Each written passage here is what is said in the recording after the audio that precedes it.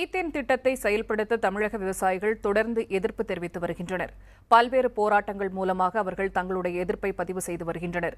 இதுகுறித்த தகவல்களை செய்தியாளர் சார்ல்ஸிடம் கேட்கலாம். சார்ல்ஸ், இந்த திட்டத்தை விவசாயிகள் தொடர்ந்து எதிர்ப்பதற்கு என்ன காரணம்? பூர்ணிமா, அதாவது கடந்த 2009ஆம் ஆண்டு கிரேட் ஈஸ்டர்ன் எனர்ஜி கார்ப்பரேஷனுடன் சர்வதேச அழைப்பு கோரப்பட்டது. அதாவது டெல்டா மாவட்டங்களில் இந்த மீத்தேன் வாயு இருப்பதாக கண்டறியப்பட்டு அதன் மூலம் இந்த சர்வதேச அழைப்பு கோரப்பட்டு அதன் மூலம் அவர்கள் தொடர்ந்து அதற்கான பூர்வாங்க பணிகளை துவங்கினாங்க. 2011ஆம் ஆண்டிலிருந்து 2014ஆம் ஆண்டு வரை அதற்கான புரிந்துணர்வு ஒப்பந்தம் தமிழக அரசோட போடப்பட்டது. அதற்கு முன்னதாக மத்திய அரசு வனம் மற்றும் சுற்றுச்சூழல் அமைச்சகம் இதற்கான அனுமதியை கொடுத்திருந்தாங்க. அவருடைய முதல் பணி, ஏனென்றால் இது ஒரு சிறிய இதற்கு முன்னதாக நடந்த பணிகளை நாம் பதிவு செய்ய வேண்டும். 50 இடங்களில் அவர்கள் கிணறுகளை அமைத்து அதன் மூலம் இந்த மீத்தேன் வாயுவை நிலக்கரி படிமங்களுக்கு இடையே செறிந்திருக்கக்கூடிய எடுப்பதற்காக அந்த பணிகளை அவங்க துவக்கினாங்க. ஆனால் தற்போது அவர்கள் அந்த பணிகளை முழுமையாக நடத்த முடியாத காரணம் விவசாயிகள் தொடர்ந்து போராடி வராங்க. இது விவசாயிகளுக்கு என்ன மாதிரியான அவர்களுக்கு பாதிப்பை ஏற்படுத்துது? இந்த போராட்டத்துக்கு இந்த மீத்தேன் திட்டத்தை அவர்கள் கைவிட வேண்டும், எதற்காக கேட்கிறார்கள் என்று நாம் நேரடியாக இப்போ தற்பொழுது இந்த பகுதியில் சாமி நடராஜன் இருக்காங்க, விவசாய சங்கத்தை சேர்ந்தவங்க, அவங்க கிட்ட கேட்கலாம். பூர்ணிமா, சாமி நடராஜன், இப்போ பொதுவாக இந்த 3 வருட காலங்களில் தொடர்ந்து விவசாயிகள் மற்றும் அனைத்து கட்சிகள் அனைத்து கூட்டமைப்புகளும் தொடர்ந்து போராட்டம் நடத்துகிறாங்க. விவசாயிகள் ஏற்கனவே கனிம வளங்களை எடுப்பதற்கு அனுமதி ஆங்காங்கே கொடுத்துருக்காங்க டெல்டா மாவட்டங்களில். இந்த மீத்தேன் வாயுவை எடுப்பதனால் என்ன மாதிரியான நேரடியான பாதிப்புக்கு ஆளாகிறாங்க?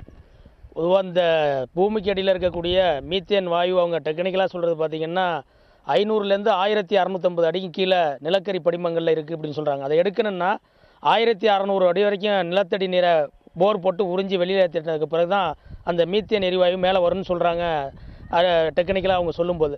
அப்படி அந்த வெளியேற்றப்படக்கூடிய நீர் எப்படின்னு பார்த்தீங்கன்னா அது நச்சு கலந்த தண்ணீராக இருக்கும். ஏற்கனவே இங்கே காவிரி டெல்டா மாவட்டம் என்பது ஒரு சமவெளி பிரதேசமாக நெல் சாகுபடி பண்ணக்கூடிய பகுதியாக இருக்குது. ஏறத்தாழ 22,000க்கும் மேற்பட்ட பாசன வாய்க்கால்கள், 36க்கும் மேற்பட்ட பாசன ஆறுகள் இருக்கக்கூடிய பகுதி.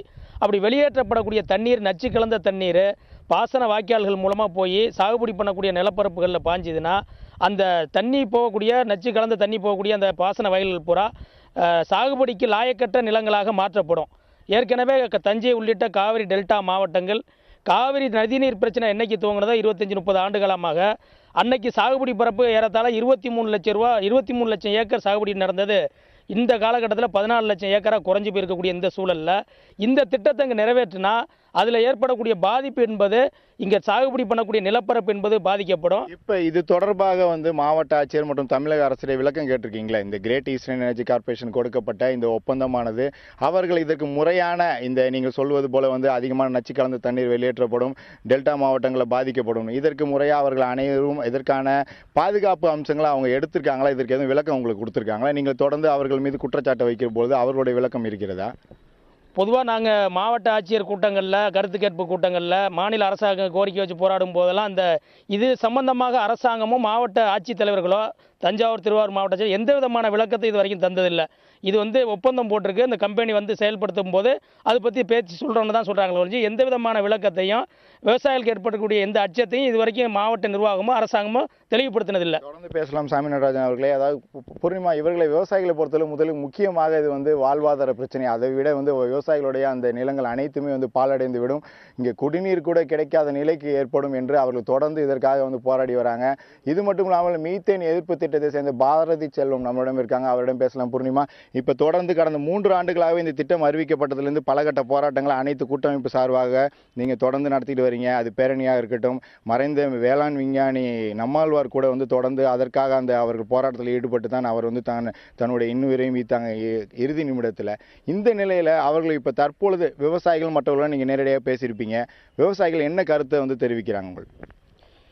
இப்போ சமீபத்தில் கிரேட் ஈஸ்டர்ன் எனர்ஜி கார்ப்பரேஷனுக்கு கொடுக்கப்பட்ட அனுமதியை மத்திய அரசு ரத்து பண்ணியிருக்கு அப்படின்ற செய்தி வந்திருக்கு. நம்மாழ்வார் அவர்கள் மக்களிடம் இந்த செய்தியை கொண்டு சென்றதாலும் பல்வேறு அமைப்புகள், கட்சிகள் மீத்தேன் திட்டத்தின் ஆபத்துகளை பற்றி மக்களிடம் தொடர்ச்சியாக எடுத்துச் சொன்னதாலும் புதிய தலைமுறை போன்ற ஊடகங்கள் பெருமளவில் இதற்கு முக்கியத்துவம் கொடுத்து மீத்தேன் திட்டத்தின் ஆபத்துகளை மக்களுக்கு கொண்டு சென்றதாலும் இந்த பகுதியில் கிட்டத்தட்ட 40 லட்சம் மக்கள் வாழ்கின்ற இந்த 3 மாவட்டங்களிலும் மீத்தேன் திட்டத்திற்கு எதிரான மிகப்பெரிய எழுச்சி ஏற்பட்டது. அது மட்டுமல்லாமல் தமிழ்நாடு அரசின் மாசு கட்டுப்பாட்டு வாரியம் கிரேட் ஈஸ்டர்ன் எனர்ஜி கார்ப்பரேஷன் செயல்படுவதற்கு அனுமதி அளிக்கவில்லை. இந்த 2 காரணங்களினால் மக்களின் எழுச்சிக்கு பயந்தும் மாநில அரசின் மாசு கட்டுப்பாட்டு வாரியம் அனுமதி கொடுக்காததாலும் கிரேட் ஈஸ்டர்ன் எனர்ஜி கார்ப்பரேஷன் தன்னுடைய செயல்பாடுகளை இங்கு தொடங்கவில்லை. அவர்கள் செயல்பாடுகளை தொடங்கவில்லை, நான் கொடுத்த அனுமதியை வைத்து நீ ஏன் இந்த பகுதியில் மீத்தேன் எடுக்கவில்லை என்று சொல்லித்தான் மத்திய அரசு இந்த உரிமத்தை ரத்து செய்திருக்கிறதே தவிர இது மக்களுக்கு பாதிப்பு ஏற்படும், மக்களின் உணர்வுகளுக்கு மதிப்பளித்து நாங்கள் இந்த உரிமத்தை ரத்து செய்கிறோம் என்று அவர்கள் சொல்லவில்லை. எனவே விவசாய பகுதியாக இருந்தாலும் சரி, இயற்கை எரிவாயுவை நாங்கள் எடுத்தே தீருவோம் என்கின்ற மத்திய அரசின் கொள்கை முடிவில் எந்த மாற்றமும் இல்லை என்பதை இந்த பகுதி மக்களும் விவசாயிகளும் மிக தெளிவாக புரிந்து வைத்திருக்கின்றார்கள். தொடர்ந்து பேசலாம் பாரதி செல்வம் அவர்களே. அதாவது குறிப்பாக பூர்ணிமா, அதாவது விவசாயிகளுக்கு தொடர்ந்து அவர்கள் போராட்டம் நடத்தி வராங்க.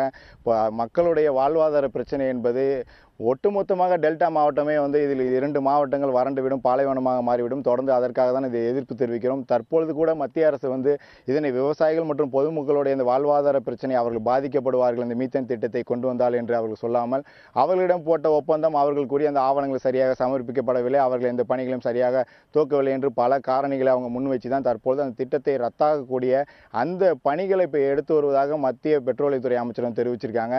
இந்த நிலையில் தான் தொடர்ந்து தற்போது கூட டெல்டா மாவட்டங்கள் இது தொடர்பாக பல கட்ட போராட்டங்களும் அறிவித்து அவங்க தொடர்ந்து போராட்டத்தில் ஈடுபட்டு வராங்க.